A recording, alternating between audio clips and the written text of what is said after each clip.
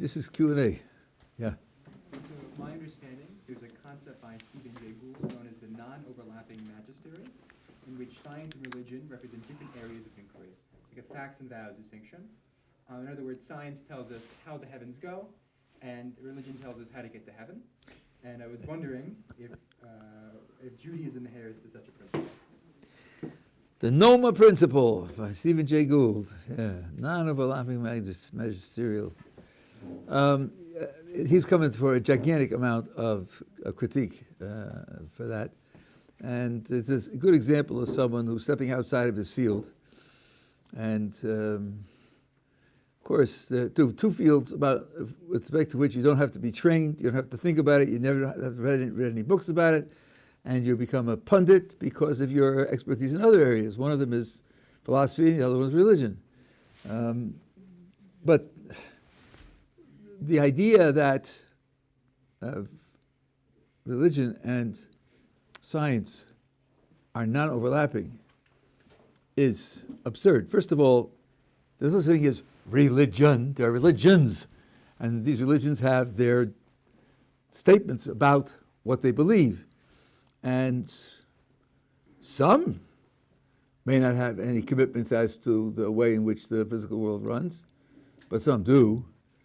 Judaism famously says that the world is not infinitely old. Science used to believe, trumpet, celebrate the lack of a beginning to the universe up until 1965, and then they changed their minds because of the Big Bang and the background radiation. We've been saying that the world has a beginning for thousands of years. That definitely is an overlap.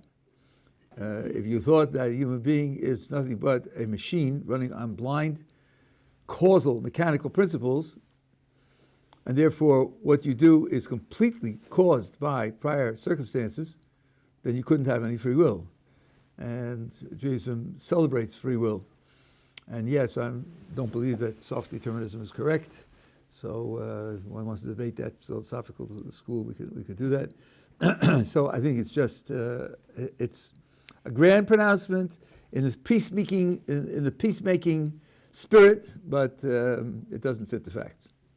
It's just not a competent thing. And if you look it up, you'll find many people who criticized it as totally unreasonable. Totally unreasonable. Yeah. When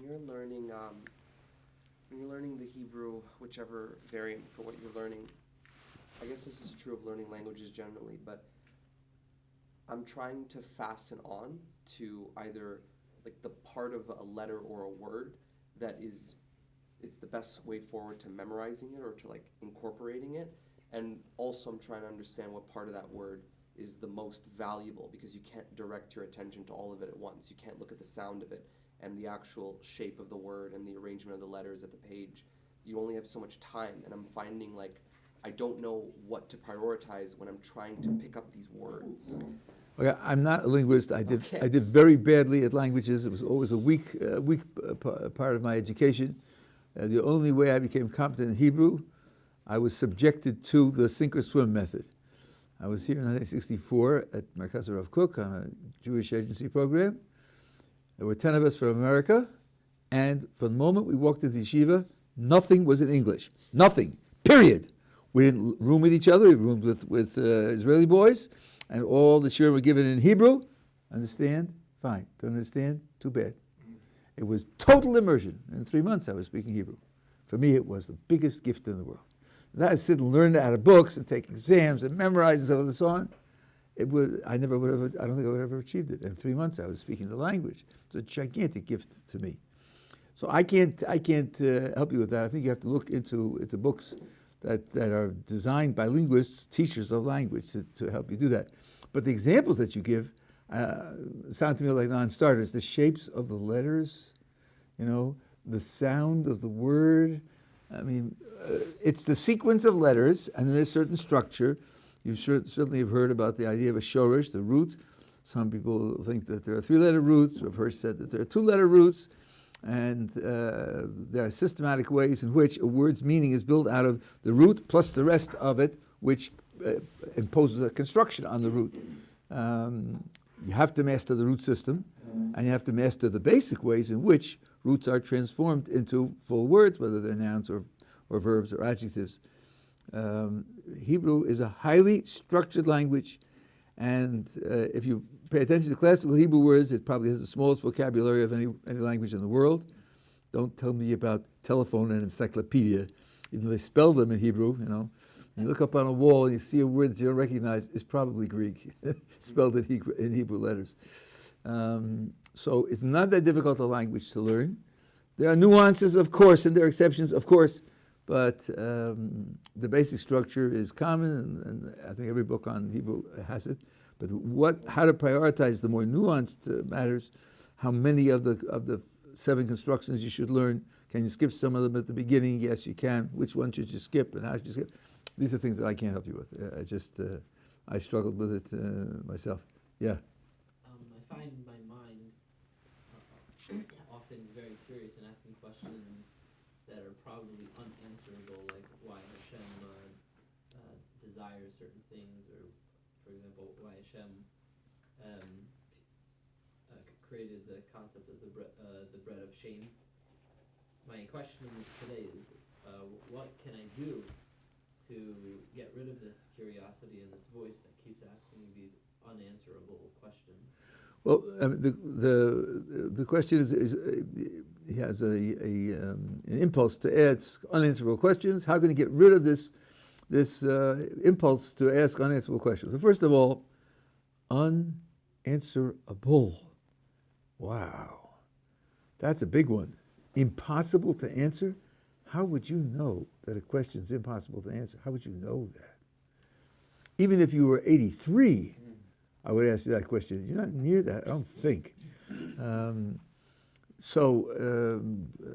There's a giant literature out there, and the chances are that the question has been asked 24 times in various forms, and discussion exists. First thing you do is research it. That means go to people who are fairly knowledgeable and who can let you in on what the resources are. Number one. Number two, even if a question is unanswerable, that's not the end of the story. I have a whole shir called "Living with Questions You Can't Answer."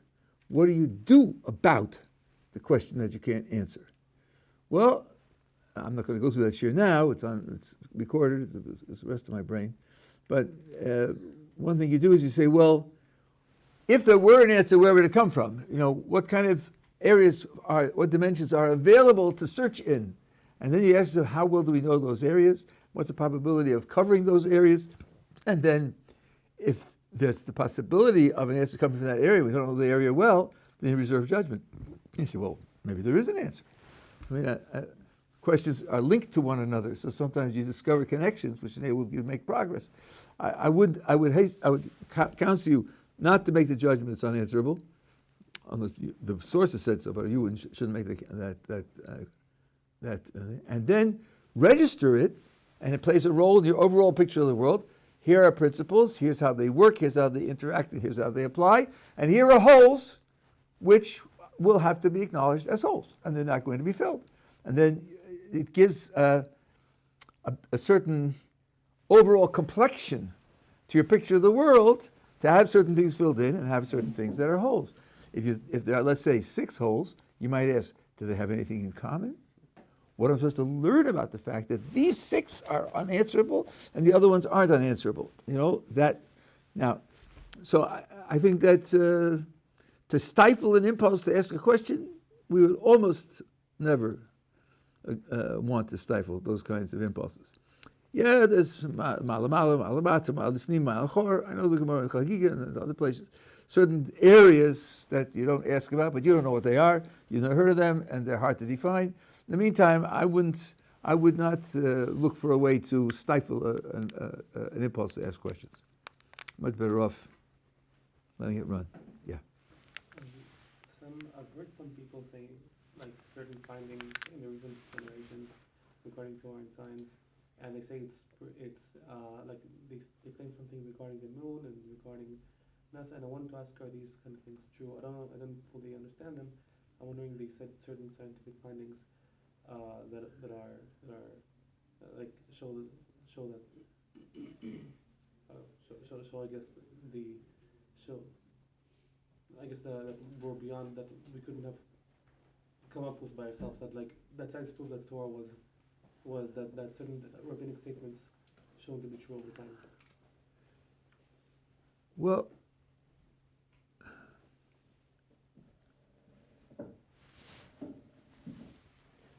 there are people who take a look at some things that are found in our sources, and they'll speculate as to how it would be possible to know it if they weren't told it.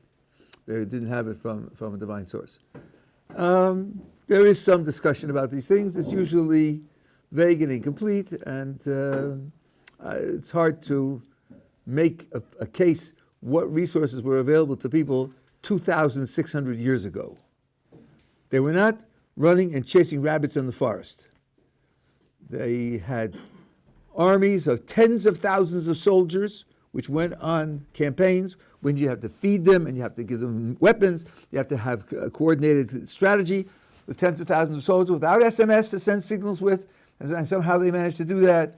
3,000 years ago, there were, 4,000 years ago, there were tablets, multilingual dictionaries found at Ebla, because it's a trading town, people had to communicate with one another, so multilingual dictionaries. They had a lot of resources that people think of them as just primitive and superstitious. It's simply not true. They were very sophisticated. You say, we know that they couldn't have known it unless... It's very speculative. I don't deal in those things. Yeah. So to a certain extent, why isn't Judaism proselytizing if non-Jews are still obligated to keep the 7 Noahide laws? Why don't we proselytize? To a certain extent. To a certain extent. Okay, so now you put it well. Proselytize can mean, in our case, can mean one of two things. That is, try to convince people to become Jewish, or try to convince non-Jews to live up to the Jewish laws for non-Jews, which does not mean becoming Jewish. Now, we don't proselytize to become Jewish because there's no obligation on a non-Jew to become a Jew. Even though it would be very good for him, but there's no obligation.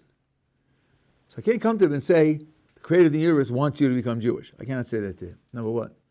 Number two, between you and me, I'm sure this is not being recorded, it's dangerous. You know, if you go after people and make them Jewish, typically they're coming from some other religion. Well, the other religions don't like that. We're tolerated all over the world because we're very small. We're not threatening anybody. But if we were to actively go out and challenge the major religions and try to pull people away from them, and although the verse in the book of Isaiah says we're supposed to be an or lagoyim, a light unto the nations, you don't have to risk your life for that. So typically we try to keep a low profile. If someone wants, someone's interested, so you probably know the policy of responsible Jewish authorities, and that does exclude some, is to discourage them as much as possible, to make things difficult for them, not to show them any special sympathy. If they then overcome that negative reception, of course, you know, the ones who want to become Jewish, they know this already. They've learned this, they've been told this. Expect a rough time for the first few months, you know, because but the whole, and then in responsible circles, it takes at least a year, and in many places 3 to 5 years, before you'll be accepted for conversion. And the point of that is to discern their motivation, to make sure that the motivation really is to take part in the historical place of the Jewish people and the spiritual place of the Jewish people. But we're certainly not going to go out and try to convince people to do that.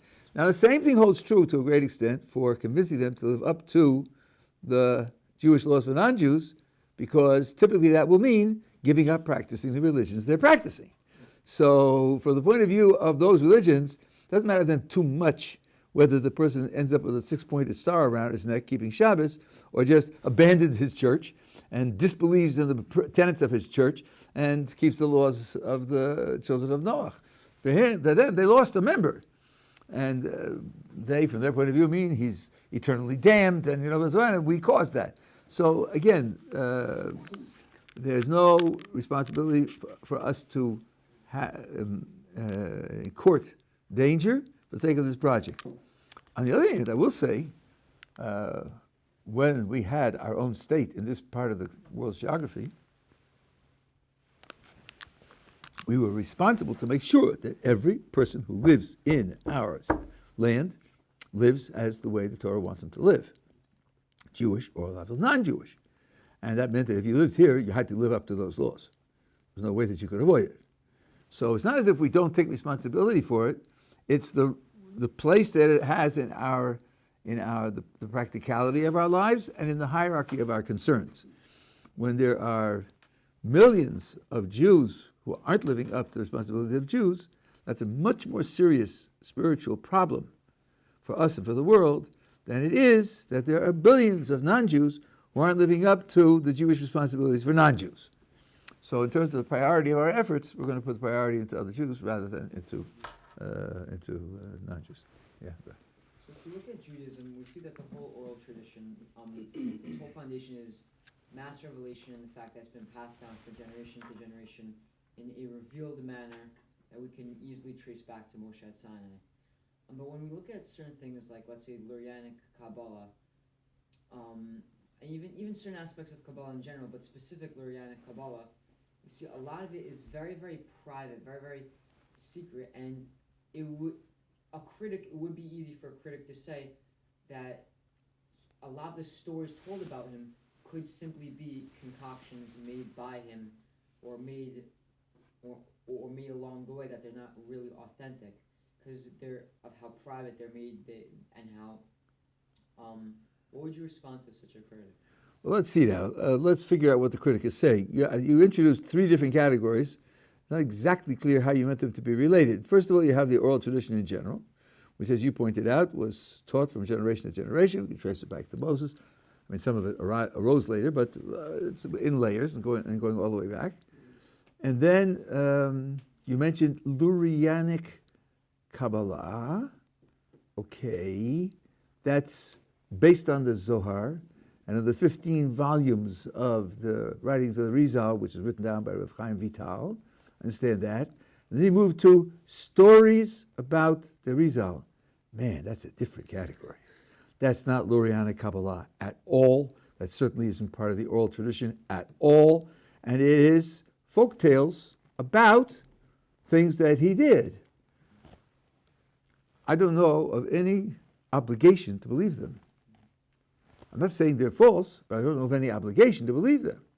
Someone who rejects Lurianic Kabbalah, according to the authorities of the last 500 years, is a heretic. This isn't voluntary. This is a piece of the Jewish tradition, which has its roots from Moses at Sinai. And the same is true with any part of the oral tradition. Someone who disbelieves some of the stories about the Arizal, he may be making a stupid mistake, but he's certainly not violating a Jewish norm for which he could be punished. So it's not on a par at all. One of the great rebbes of 150 years ago, I forget which one it was, he said, he was talking about stories about Chasidic rebbes, which is in the same class. It's anybody who believes that they're all true is a fool, and anybody who thinks that any one of them couldn't be true is a heretic. That was a nice, balanced, critical attitude, you know. Nobody's pledging allegiance to all the stories. Stories do change over time, and they can't be verified as being completely accurate. There are cases where stories are clearly made up, and they become part of the folk literature of the Jewish people. There was a rabbi from Muncie. This goes back maybe 25 years when I used to join Camp Stei Chemed under Rav Eli Tadelbaum, Zichrono Livracha, great person. He spoke at Shalosh Shudas. He'd done research on the story about two brothers who had, one had a lot of children and one had no children, and they were both farmers, and each one felt that he ought to support the other, because the one with a lot of children said, when I'm old, I have my children to support me, but when he's old, no one's going to support him. So what he used to do was, in the middle of the night, he used to take some of his stuff and bring it over to his brother's field. And the other brother felt He has a lot of children, he's got to feed them. I have no children, so I had to help him. So in the middle of the night, each one would be bringing some of his produce over to the other one's field. And one night, they happened to cross paths, and they realized what they were doing, and they embraced, and that's the place where the temple was built, at that spot. And of course, this stands in direct contradiction to the famous myth about the founding of Rome, Romulus and Remus, who had a fight, and they stabbed each other, they both bled to death, and where their blood soaked the ground, that's where Rome was built. So you have these brothers, and the contrast of everything else. That's all the children's stories, everything else. It was made up by a 19th century Jewish author, I think in Germany, as and it became popular. And people, so he did the research, and he publicized this, and he told this to the boys in the camp and to us, and he wrote articles on to point out that that's where it actually came from. So, and then he made the following point. Let's say the story is true or false, but your philosophy, your values, your ideals are expressed in the stories you make up. Look at the difference between the Roman story and our story. Made up. They made up a story of two brothers killing each other, stabbing each other, and the blood in the ground. That's where their founding city is. And here are two brothers who loved each other and gave to each other and then embraced in love. That should tell you something about the cultures. Okay, so no one is pledging allegiance to the stories. It doesn't compare with the first two categories that you mentioned. It's a matter of little import. Yeah. And specifically though, how can we trust the validity of Kabbalah when it's been passed down by like one teacher to one student in such small numbers throughout the generation? It could very easily, a critic may say, be made up somewhere along the line. That's something that cannot be true with the revealed aspect of the oral tradition. Okay, well, first of all, you have references to a hidden doctrine in the exoteric materials. There's a Mishnah in Chagiga. The Mishnah was composed, I didn't say written, composed by Rabbi Dovid Gottleib and was memorized by scholars. And it says there are certain things that you teach to only 2 students at a time, and other you teach only 1 student at a time, and you don't teach it, you really give them only the chapter headings, and they have to understand on their own.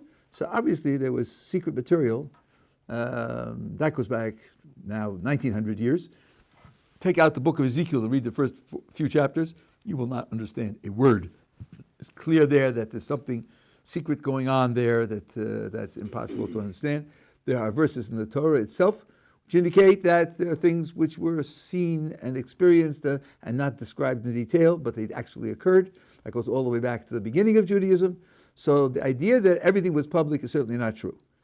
Now, how can you verify that it wasn't made up in the middle? Well, all these sources indicate there was something.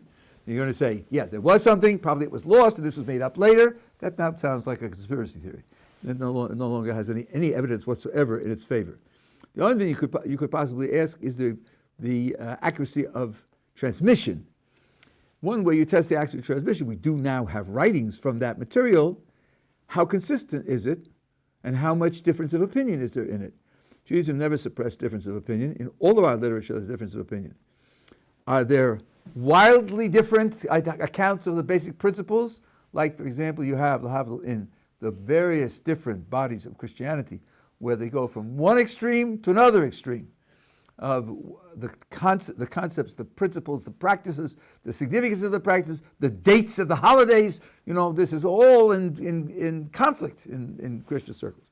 In this, which was held by a tiny minority, the basic principles are all the same. The basic applications are all the same. The terminology is almost all the same. There are differences of opinion about various details. Yes, there are. But they're not fundamental in that way. Well, that's an indication that it wasn't just fluid and someone made it up at this time and somebody else at that time. And this holds for the oral tradition as well. The continuity of it gives evidence that it was well preserved. Yeah. So this is a 2-part question. First part is, when you were deciding your path, what kind of attracted you in like Chasidism, insofar as that ended up being part of that for you? And the second part is, what is like what is like the distinct genius of like Hasidic Torah like today, you know, in like the highest circles or the modern thing? Can you give like an inkling of that and how it's distinct? Okay, as far as my history is concerned, I wrote an essay on it. It's on my website called Coming Home, so you can read it in detail. In one sentence, I found in Hasidic practice an environment in which the things that are important to me could be expressed. Chasidism has a gigantic intellectual component, which is quite difficult, subtle, tricky, and it requires a lot of study to be able to master. I was also a musician, and music to me is very important. The expression of emotion is also important. And certain types of personal interactions, which I had with my Rebbe Zatzal, not all Rebbes are like that, but my Rebbe created a certain personal rapport that drew me to Hasidic practice. But that's just a matter of my own. Now, Hasidic, let's say Torah literature, has a certain style, and again, this is something that requires 3 hours to do justice to. But first of all, when you talk about Kabbalah, you could divide Kabbalah into 16 different ways, into 16 different categories. I'm not setting down the structure of Kabbalah, but you could make the following distinction between pure Kabbalistic ideas and principles versus the use of Kabbalah to deepen and broaden our understanding of non-Kabbalistic subjects. So you could use Kabbalistic sources to create an understanding of putting on tefillin, or of saving a life, or of eating matzah, or of prayer that would enable you to understand more deeply and live more deeply these things which are part of the regular everyday tradition that everybody is working. Same thing true with verses in the Torah. There is a scholarly work called Niglos HaZohar, I think it's 7 volumes, where they take quotations from the Zohar and attach them to the verses in the Torah about which they are written with no esoteric Kabbalistic content. It's coming from the Zohar, but it's called the revealed portions of the Zohar, Niglos HaZohar. So here's 7 volumes there. If you understand Hebrew, it's translated into Hebrew, because it's written in Jerusalem Aramaic, and you can understand it, and you get an idea of a Kabbalistic attitude towards something. So that's, I think, one of the very widespread styles of Hasidic literature, is to use Kabbalistic ideas to illuminate and to deepen our understanding of non-Kabbalistic matters, whether it's texts or practices. And there are certain themes in terms of the subjects that Hasidus emphasizes. One is service of God with the heart, Rachmana liba boy, like the Gemara says, God demands the heart, and that if your heart is wholly dedicated to God, no matter how much you understand, no matter how bright you are, no matter how articulate you are, no matter how good you are in Talmudic argument, if your heart is totally dedicated to God, then you are close to God. Of course, a person whose heart is totally dedicated to God will want to learn the Talmud and understand it. Of course he will. But not everybody is capable, and not everybody has circumstance. If it's a question of he and his family starving to death, he's not going to be learning the Talmud. He shouldn't be learning the Talmud. So that doesn't prevent him from getting close to the Creator. Also, one other, and then I'm going to go on to the next question. The big enemy, and this, by the way, what I'm saying now is in common with certain strands of Musar. The big enemy is despair, Yush. So you want to be very careful to teach and to practice a way of self-evaluation, even self-criticism, that doesn't risk despair, because despair robs you of all your motivation to make any progress at all. So that's the big enemy. I asked my Rebbe Zatzal once about self-evaluation, cheshbon nefesh. whether we should do it or not. He said, yes, it's something that's appropriate to do. But he said, when you think about yourself and you want to evaluate how well you're doing, start with something good. Dwell on it. Meditate on it. This you did well. So you understand that you have ability and you have goodness in you. And then, with that generally good feeling about yourself, then go and take a look at the things which might need improvement and try to find ways to improve it. So that's the second thing. But there are many other things that this is just skimming off the surface. Yes? So, I wanted to ask, did Yaakov ever find out what happened to Yosef? Because later on, the brothers, they would, pretty much after he died, they would like say that, don't like take revenge on us, because of the sin that we did. They seem to almost be explicit about it.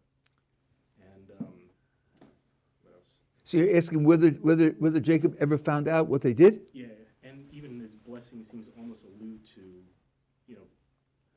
like an antagonistic sort of feeling towards Yosef from other people. I'm not sure if that's from The blessings? No, you don't or mean that. like the blessing that Yaakov gave to Yosef. Yeah, that what? How it kind of alludes to having like antagonists, like arrow like tongue men who like hated him and everything. Oh, okay. So there's two things here. Obviously, when the brothers sent a message to Joseph that your father commanded you not to take revenge, the brothers are saying that Jacob knew. Otherwise, he wouldn't have given that command. Now, the truth is, he didn't give the command. They were lying. That's clear. Rashi says so, and it's clear in logic also. But obviously, that whole interaction presupposes that he did know. Number one. Number two, Jacob would not have to know about the brothers selling Joseph in order to know that they were antagonistic to Joseph. They were antagonistic to Joseph before they sold him. So Jacob knew that without knowing about what had happened. And also earlier this morning, I wish, because Rabbi Kaplan actually brought up a point that I'm not sure if we ever found the source for it, but pretty much that Yosef actually avoided Yaakov until pretty much about like the end of his life, so that he wouldn't have to like tell him the truth, which kind of made it sound like he never figured it out. That I don't know. I don't know. I don't remember the source of whether he actually found that. But it would be, to me, a little peculiar for the brothers to say, black on white, that the father knew. If he didn't know, and if Joseph would have reason to think he didn't know, then it would be a blatant lie. I think it's a blatant lie. I think Joseph knew it was a blatant lie anyway. That's a separate issue altogether. So I would take it. I would take it that he did know, but that he avoided him could be. I don't know. These are midrashim, and nothing in the verses that indicate that one way or the other. So I answered your question, or I didn't get. Yeah, I think answered it pretty well. Okay. It seems just like, just trying to figure that out. Yeah. Okay. Yeah. What's the Jewish answer to the trolley problem? Jewish answer to the trolley problem. Well, I know that. I mean, Rabbi Tatz writes about this. The Chazon Ish was actually asked the trolley problem, and the Chazon Ish was said that I think it wasn't doctrinaire about it, because it actually happened. It actually happened that someone driving down the Carmel Mountain lost control of a car, and he lost the brakes, and he was heading for a crowd, and he steered off to the side and killed somebody, and then that's set up the debate here. This must have been 50 years ago or more, and the Chazon Ish said it seems to him that what the guy did was right. So now to go through all the argumentation Driving the trolley diverted? it wasn't a trolley. It was Train, in this case it was a car. Or the car, you said? It was a car, and the driver of the car turned the car. Had he not turned it, it would have plowed into a group of people, and by turning it, it hit one or a few people rather than a whole bunch. And just to let you know, I think what the argumentation is, as background, the idea is like this. People are in danger. Now I'm going to do something to save them. Of course, it happens in these circumstances that if we're going to do this to save them, somebody else is going to get hurt. But my action is an action of saving them. And the proof is that if the other guy wasn't there to get hurt, I'd have done exactly the same thing. The other guy being there to get hurt plays no role in my decision. Whether he is there or isn't there, I would do exactly the same thing. I would turn the wheel to avoid hitting the crowd. So his getting killed is a secondary effect of my act of saving them. The alternative scenario is where you stop the vehicle by throwing someone in front of the vehicle, and the vehicle hits him and gets killed in stopping the vehicle. That's very different. That's where you use this person as a means to save the others. You engineer that he should die in order to save the others. If he weren't there, you wouldn't be able to save the others. It's only because he's there and you throw him in front of the car that you save the others. That's a different matter altogether. Most people's moral intuitions balk at that. You don't kill one person to save another. You don't kill one person to save 5 people. You don't do that. You don't kill a person to save 5. But if in saving 5, you by consequence another one dies, that's okay. And what that proves is that utilitarianism is wrong, because utilitarianism would say it's 1 and 5 either way. So saving 5 is better than saving 1. So what do I kill? You killed me, you didn't kill him. In either case, it's 1 die or 5 die. And our moral intuitions say, no, that's wrong. Would the same hold true for the reverse, by the way? So if it was 1 person on the track and you diverted it, and by act of diverting it, you killed 5 people, would the same logic apply? It would be permissible since you're diverting to save 1 person, even though the result is 5 people dying from it. No, because I see where you're going, but there's a fundamental mistake here. When you say that utilitarianism is wrong, that doesn't mean utility is 0. It means that utility isn't the whole story. Right? Utility is important. Certainly, to engineer that 5 should die instead of 1 needs a very big justification. How is it that you engineered that more people should die? That's morally very questionable, right? So when you say utilitarianism is wrong, it doesn't mean utilitarianism doesn't count. It doesn't count for everything. What this shows that in addition to utilitarian concerns, there are other concerns as well. But certainly turning the 1 to end up killing 5 rather than 1, be very, very difficult to justify. I'm just asking, what's the difference in principle then between if you're... The difference is that 5 die and 1 doesn't. Oh, okay. That's a difference. That difference is not being erased. Utility is not being erased. It's just that utility isn't the only consideration. But it is an important moral consideration. That's there's a lot of this sort of thinking, either it's everything or it's nothing. This is an impulse that I find students have had over the last 25 years. There's no middle ground. There's no give and take. There's no compromise. It's either all or nothing. Especially in good and evil. Either you're on the right side or the wrong side. And if you're on the right side, everything about you is right. If you're on the wrong side, everything about you is wrong. And if you say that no, there's something that's a little gray, no, then you're not loyal and you're suspicious, and we have to cancel you because you're not really on our side. And Rabbi Zatzal, don't throw out the baby with the bathwater. Rabbi Zatzal always said, you found a movement, and you found a movement with a demerit, detracting factor. Okay, register it, but then look with an objective eye at the rest of the movement. That's not a whole movement because it has a mistake or a failure. Yeah. A little question that I still have from the Rashi here, because I don't see Rashi addressing when we read that Yaakov kisses Rachel. So how can we understand what is the Torah telling us with? Okay, so you're right. He doesn't mention it, and I didn't talk about it. That Jacob, when he first sees Rachel, kisses her.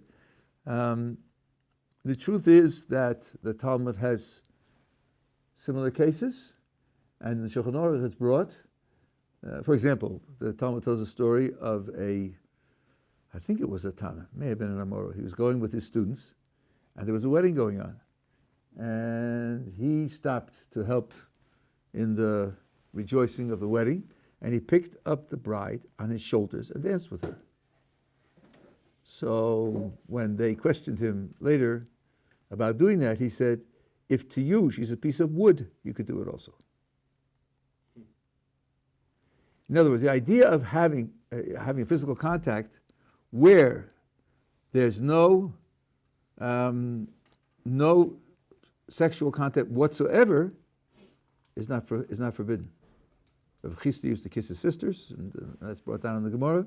And in Shulchan Aruch it says, if you were a person like Yaakov Avinu, or you're a person like Rabbi Chisda, you knew of yourself that would have no effect on you, that it wouldn't be forbidden. Now, there are two things to say. First of all, self-knowledge in this area is very tricky.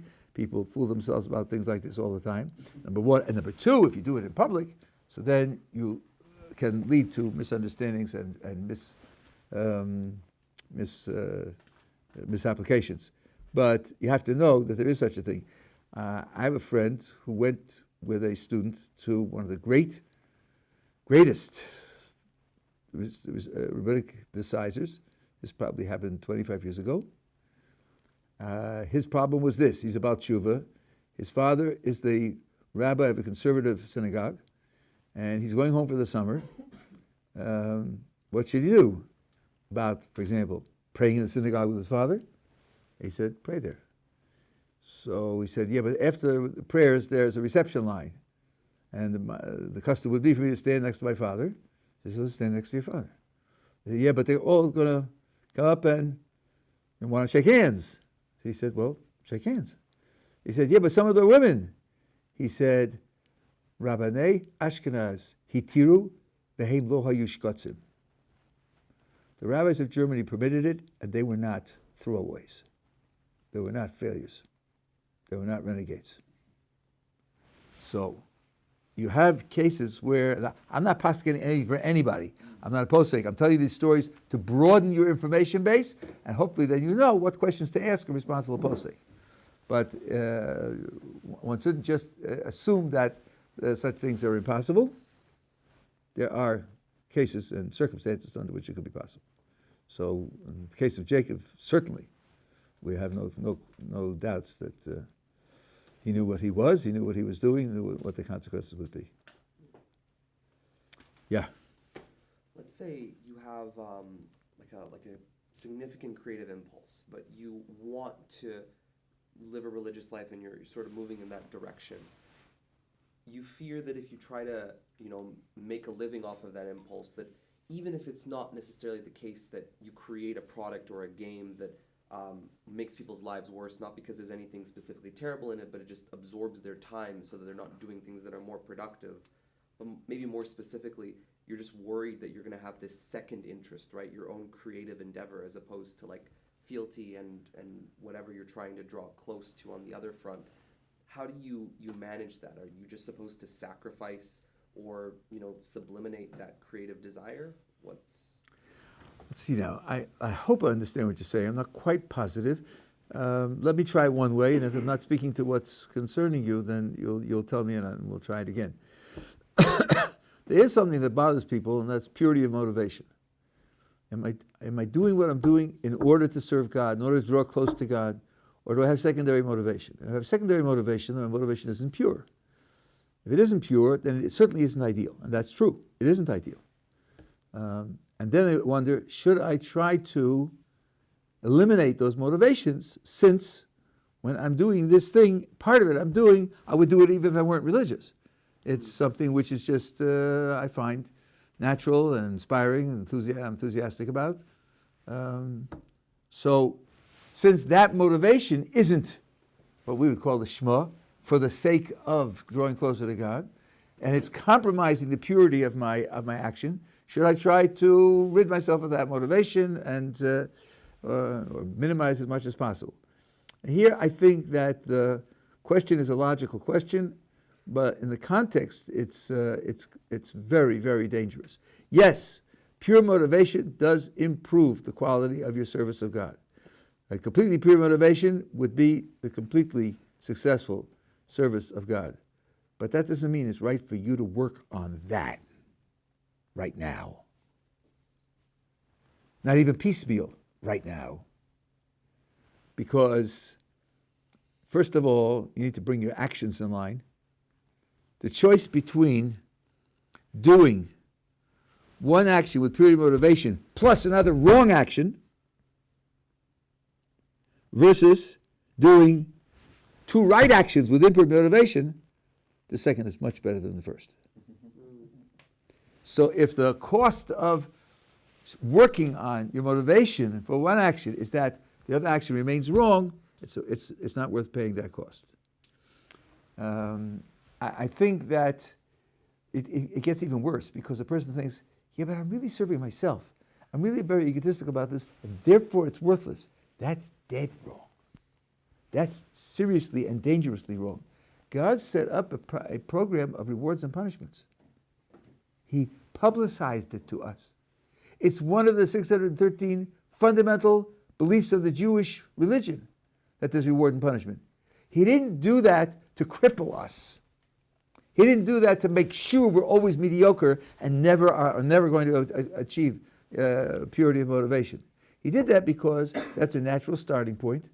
We do grow up as selfish little brats, at least the boys do. And we have to overcome that gradually through time. Rambam writes, my oldest son pointed out to me, this seems to be absolutely obligatory. It's forbidden to have a child learn Torah without giving him a reward. You must give him a reward. That's the way Torah is inculcated. You start with candies and nuts, and then you promise him clothes, and then you can promise him trips, and then you can promise him honor and glory. And then when his mind becomes mature enough to understand the real value of things, then you help him to mature to the point where he will study Torah for the sake of serving God through studying Torah, and not before that. So that child is being fed, he's being nursed on impure motivation all the way up the ladder to the last step. So I think that worrying about impure motivation, especially when a person's on the trek to become average performance in terms of living in a Jewish community, it's a distraction, and it can lead to depression, and it's very dangerous. Maybe in minor things, here and there, once or twice a year, but not to make it into a project. Yeah. What else is up? Yeah. What is the exact purpose of the Ten Commandments? If we have Moses having 613 mitzvahs, all these mitzvahs, why do we need 10 commandments specifically? Why do we need? I mean, yeah, who made up the 10? How did they get to be special? The Creator did that, right? Okay, he publicly announced them in some sense or other to all the people in a national revelation. So obviously he thought they were special.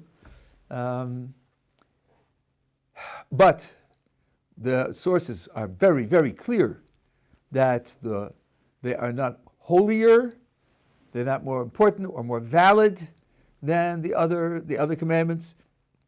There used to be a practice, Mishnah tells us about this, there used to be a practice of reading the 10 Commandments every day, and they stopped it.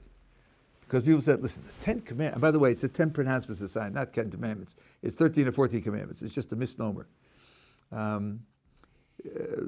People who read this every day, they were trained to read it every day, thought, well, let's see, this is what they heard from God.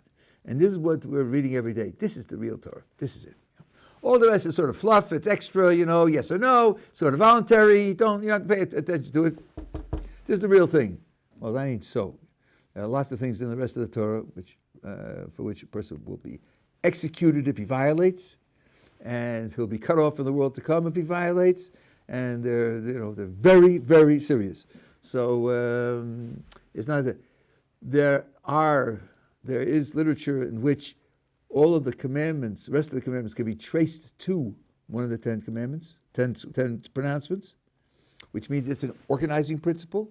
If you understood these relationships of tracing, you'd have a snapshot of the Torah as a whole encapsulated in these 10 pronouncements. And indeed, there's some who want to say that the first two do that for all the rest as well. So then it has a function of summarizing the whole of the Torah in a certain way.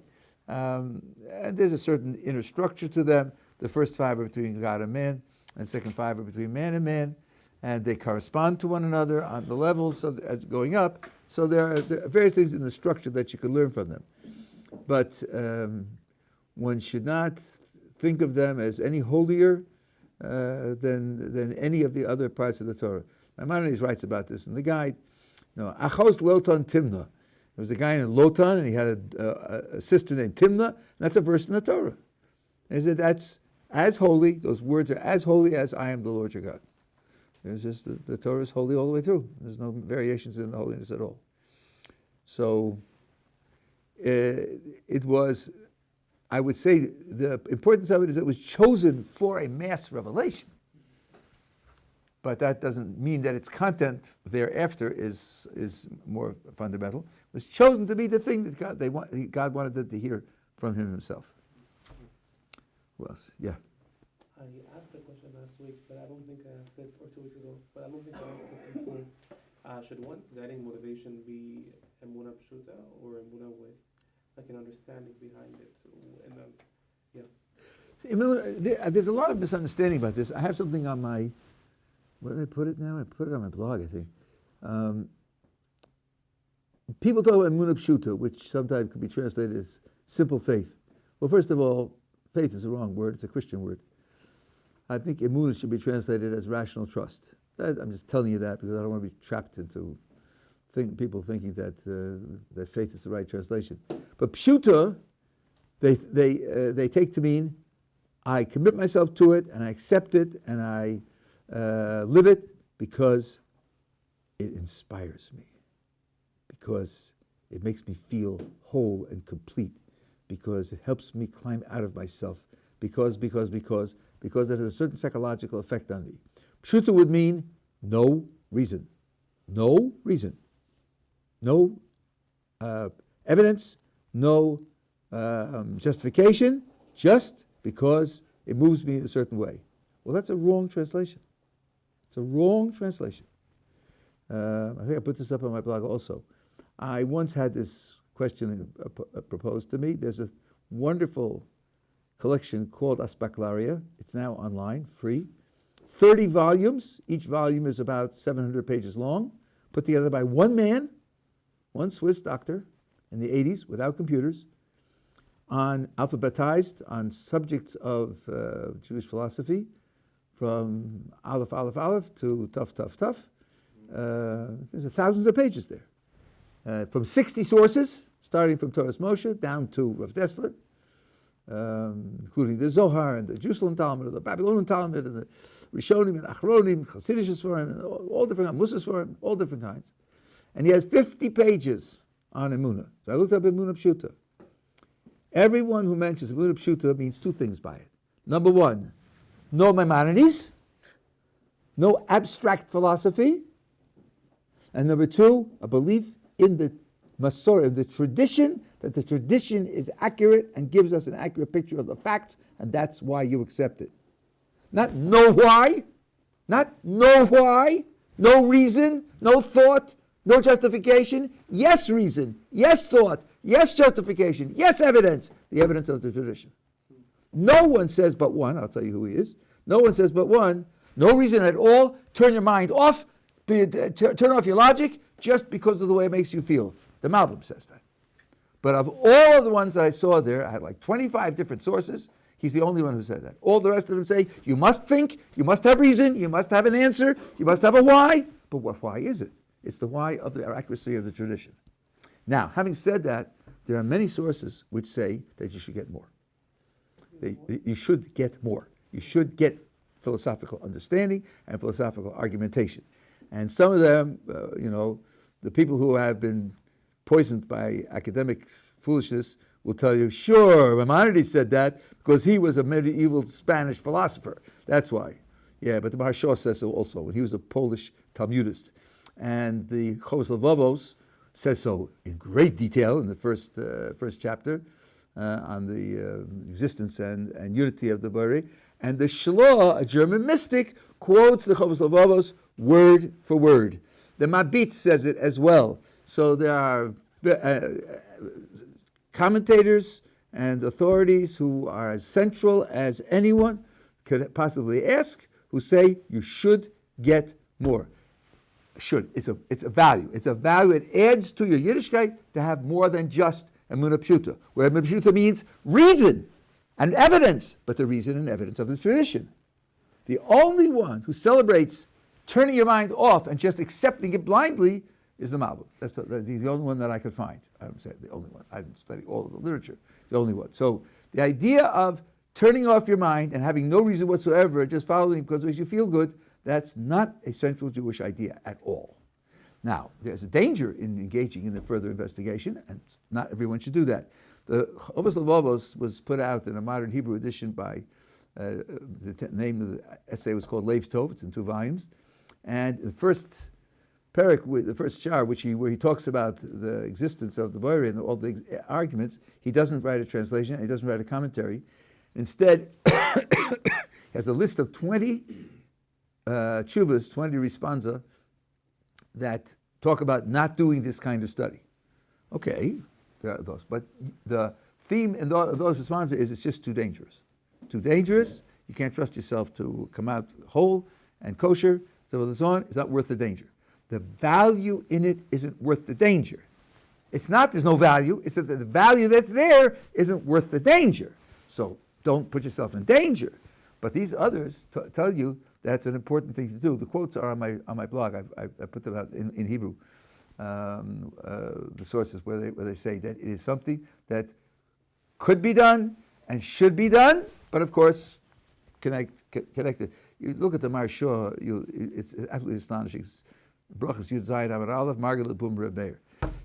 Look at that Maharsha. It's absolutely astonishing. Every person is appropriate that he should do this so as to have this grasp of the fundamentals, not just take it on the basis of the tradition.